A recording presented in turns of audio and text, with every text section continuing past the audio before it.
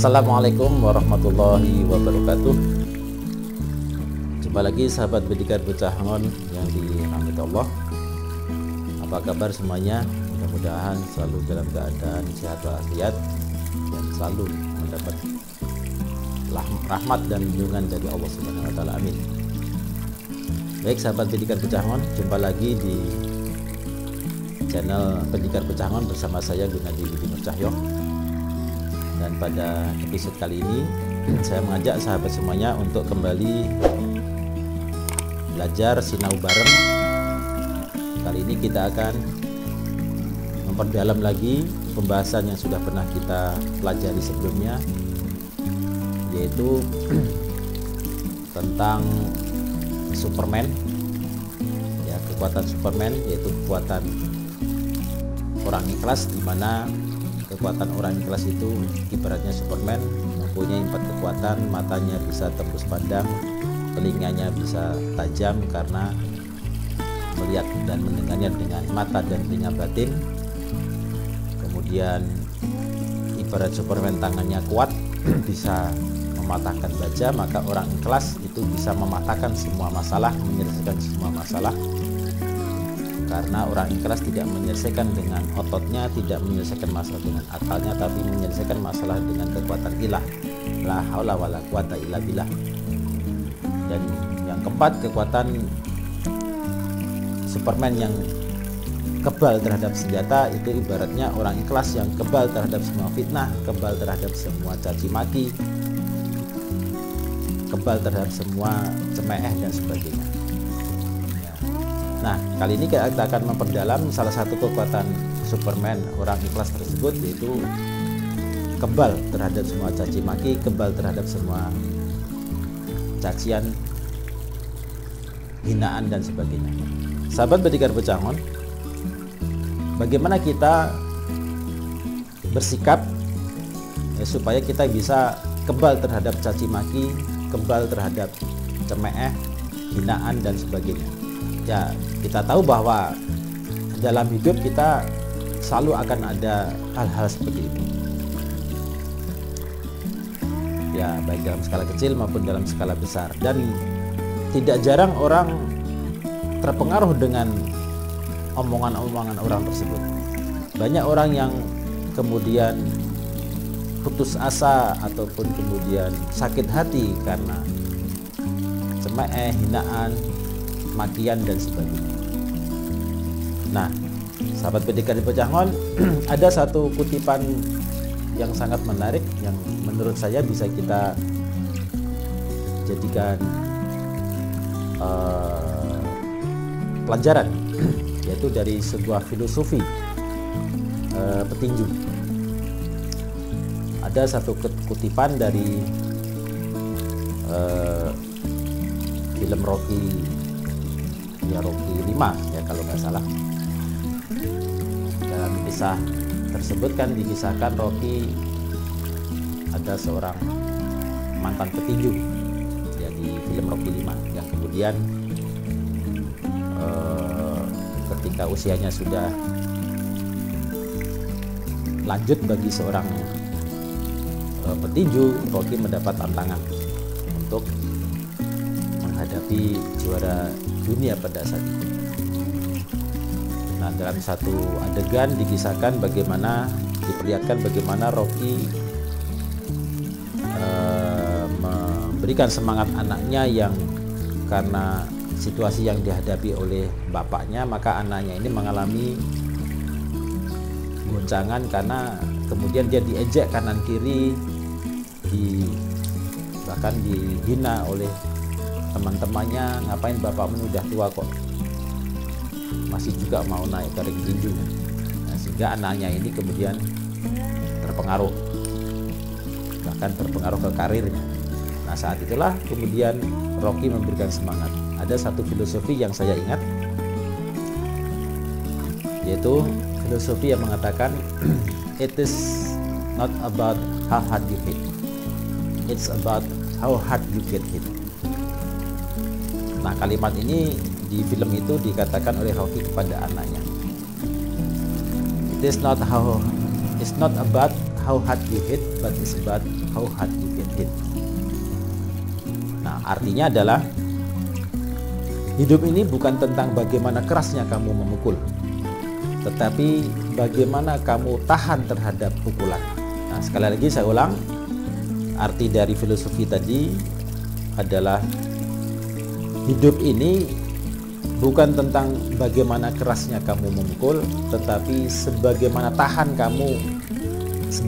keras kamu tahan terhadap pukulan. Nah, sahabat Berdikari Pejangon, ternyata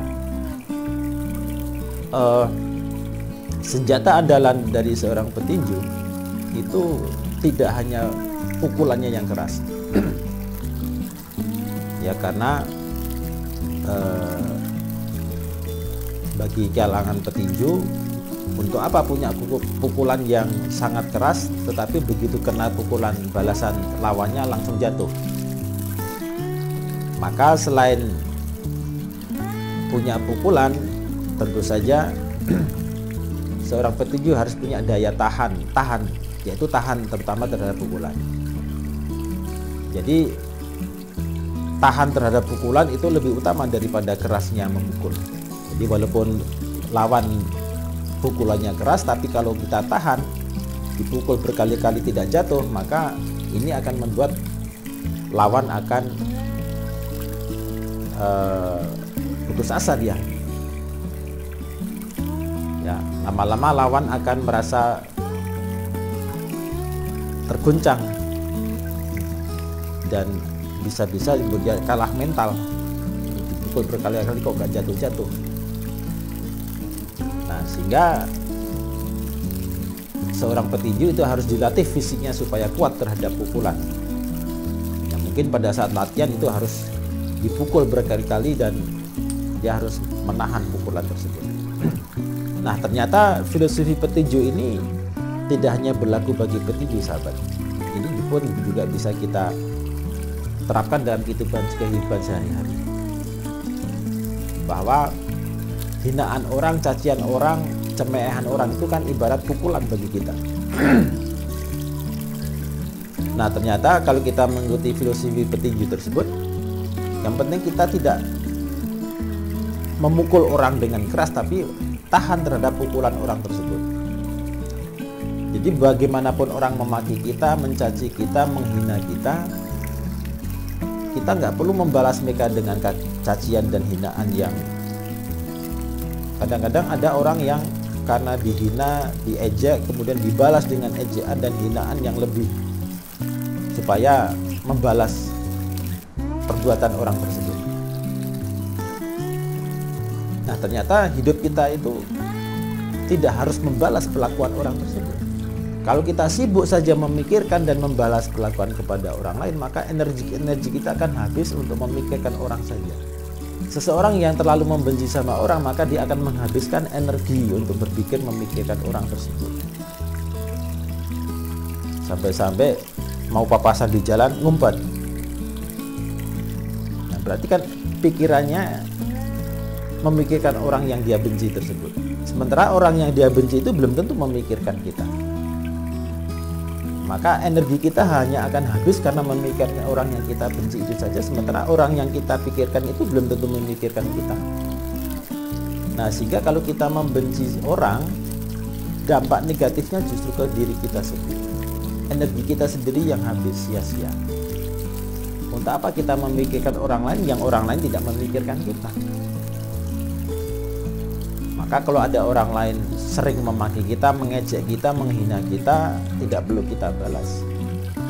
Karena justru itu akan menghabiskan energi kita. Nah, dengan meyakinkan dalam hati bahwa kalau kita balas itu sia-sia, maka kita akan melatih diri kita supaya kebal, tidak mempan terhadap semua caci maki dan hinaan tersebut. Nah, cacian hinaan orang itu ibarat kalau orang melempar batu bata kepada kita. Anggap saja itu batu bata. Orang sekali orang mencaci, menghina, kita anggap orang itu melempar satu batu bata. Nah, setiap kali dilempar satu batu bata, tangkap dan jangan dibalas lempar lagi. Ya, jangan gunakan batu bata ini untuk melempar dia lagi. Artinya kalau orang menghina kita, jangan kita balas hina lagi. Cukup tangkap, taruh. Orang melempar batu bata, tangkap, taruh. Dari sebelah depan melempar batu bata, tangkap, taruh. Dari sebelah kiri lempar batu bata, tangkap, taruh. Tangkap, taruh. Nah, lama-lama batu batanya makin banyak, ini batu bata akan jadi rumah.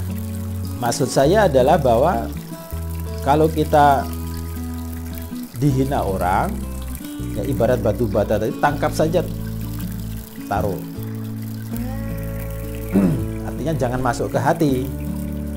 Ya, hinaan, cacian itu jangan dimasukkan hati. Mungkin telinga kita mendengar, tapi jangan masukkan ke hati. Ya, dengarkan, ya udah biarkan saja.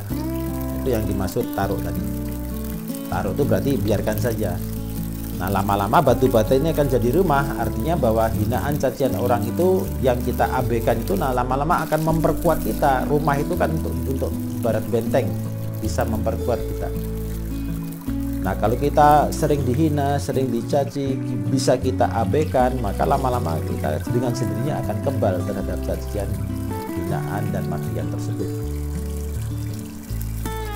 Nah, yang terpenting adalah bagaimana kita tahan terhadap cacian, hinaan tersebut, bukan bagaimana membalas.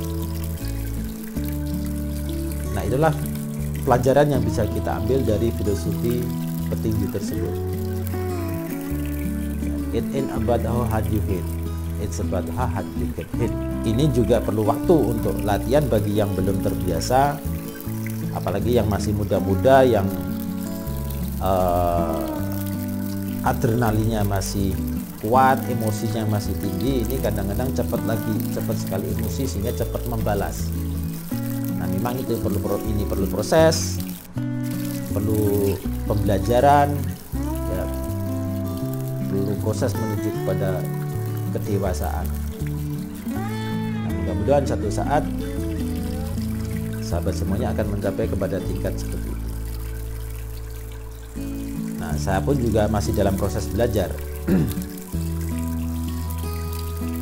Ya, kadang-kadang memang suka emosi juga, tetapi kita harus terus belajar dari kesalahan. Satu saat kita khilaf, salah, ya kita ulang lagi, kita perbaiki lagi. Nah, itulah sahabat, sedikit pelajaran tentang bagaimana membuat kita kebal terhadap semua caci maki, hinaan, dan cacian tersebut. Nah, ada satu kisah sederhana yang juga bisa memotivasi kita untuk bagaimana mengabaikan cacian dan hinaan ini. Ada suatu perlombaan kata, lomba naik menara. Banyak kata-kata lain yang menonton perlombaan ini tidak percaya atau bahkan yakin tidak yakin, mana bisa kata bisa manjat. Nah, ternyata ada yang menjawab tantangan ini. Ada beberapa ekor kata yang mencoba untuk mengikuti perlombaan ini. Maka berlombalah mereka. Nah, pada saat kata-kata ini mulai memanjat menara, kata-kata yang lain pada sorak-sorak, mungkin paling jatuh, paling sebentar lagi jatuh. Nah, kata-kata yang mendengar teriak-teriakan yang penonton ini, mereka gagal. Baru beberapa kali loncatan, gagal, jatuh. Ada yang sudah sampai setengah, jatuh. Karena mendengarkan teriakan-teriakan yang nonton di bawah. Nah, di antara kata-kata yang berlomba ini ternyata ada satu ekor kata yang berhasil sampai puncak. berasal sampai puncak, dia sendiri yang bisa, yang lain semuanya gagal. Nah, setelah kata ini turun, ditanya sama kata-kata yang lain, "Loh, kamu kok bisa naik ke atas sementara yang lain gagal? Emang kamu nggak mendengar teriakan-teriakan kata-kata yang lain yang terus mengejek?" Oh, ternyata setelah ditanya baru diketahui bahwa kata yang berhasil mencapai puncak ini ternyata dia tuli. Sehingga karena dia tuli, dia tidak mendengar teriakan orang yang di bawah, maka dia dengan santai saja melompat satu tingkat demi satu tingkat sampai ke puncak. Nah, tentu saja ini bukan kisah sebenarnya sahabat, tapi ini hanya sekedar perumpamaan. Ya, perumpamaan bahwa kalau kita ingin mencapai keberhasilan, mencapai apa yang kita perjuangkan, kita nggak perlu dengarkan kata-kata orang yang menjatuhkan kita, mendengarkan kata-kata orang yang menurunkan semangat kita. Abaikan saja.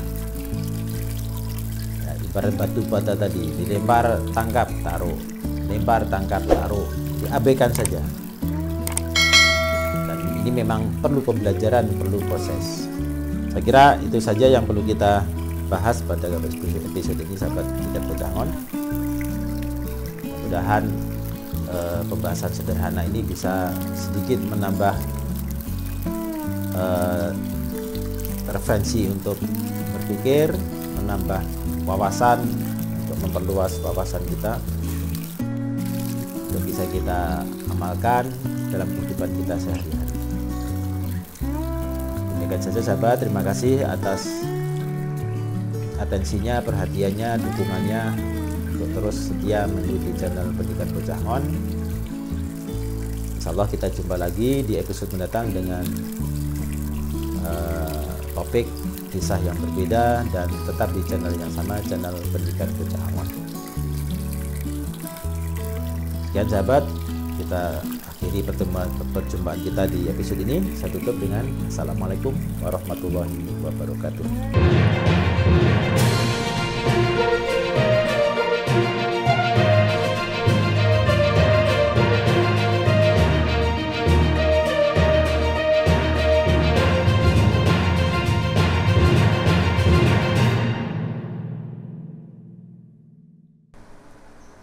Pada saat kita memikirkan orang lain karena membenci, ya, membenci karena, ya, ulangi.